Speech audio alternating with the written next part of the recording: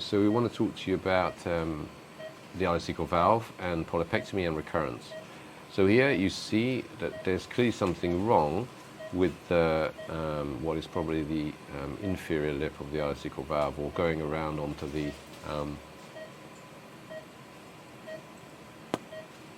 superior lip, maybe, right up at the top.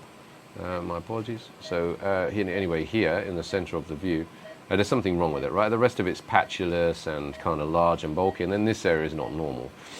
So then we look up here and we quite clearly see a scar present. So this was reported also in the previous endoscopy report.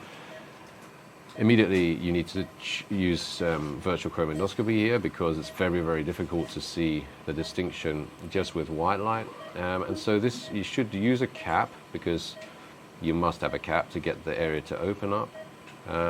And we are now looking around to see the difference between ileal mucosa and the standard pattern. And it's very difficult. Yeah, transition zone. Transition zone, and then when you resect, you tend to get quite nodular scar mucosa in the ileum, not just the standard scar mucosa that you accept. So really what you have to look for is a branching pattern. So what do you think? I think here at the center, not now, but yeah, you're up at 12 maybe also, and in the center, yeah, I think it's a little bit more a suspect area. What do you think? I don't know. I think my feeling is it's nothing. My feeling is this is a normal scar at the ileocecal valve, but the reason we want to make this video is to highlight that it's not very easy, and therefore we, in this case, I think it depends on your level of suspicion. It depends how much you do this stuff. I think if you are really not sure and you're tending towards yes, it might be something like the case we just did, you should resect. But in this case, I will biopsy, because I really don't think that there's anything here. And why don't I think there's anything here? Because the pattern is not branching any more than the ileal mucosa. If we just look at normal ileal mucosa, it looks like this. It looks quite similar. It's flattened down. I really don't see the branching pattern of adenoma here, and I think it was an adenoma they removed here, so we will check. But of course, yeah, if it shows something, then we can always come back and perform therapy to this area. I don't know that there is an easy answer to this one in terms of making it simpler. I think it's just difficult, and yeah, you do a lot of training. I was doing this for a long time. I'm still not sure, so yeah. Open. I think we can't. I think it's interesting to see this. Okay, close. You can also see it's even difficult to biopsy this. So take it out, please. If you're taking biopsies of something specific, you should biopsy once, because there's a chance you will lose a second biopsy.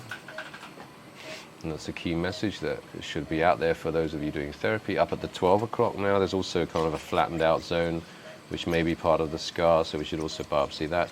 I think this also reveals the absolute futility of biopsy for adenoma detection out of scar, because to biopsy this whole area open will be very difficult and almost impossible, I would say.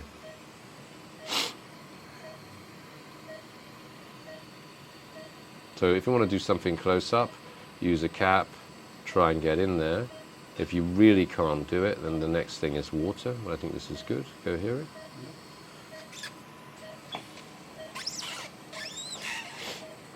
Just to show you.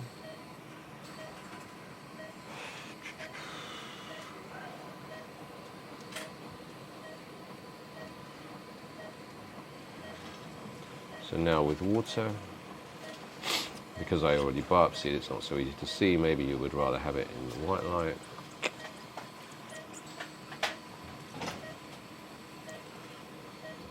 With water, it becomes more simple.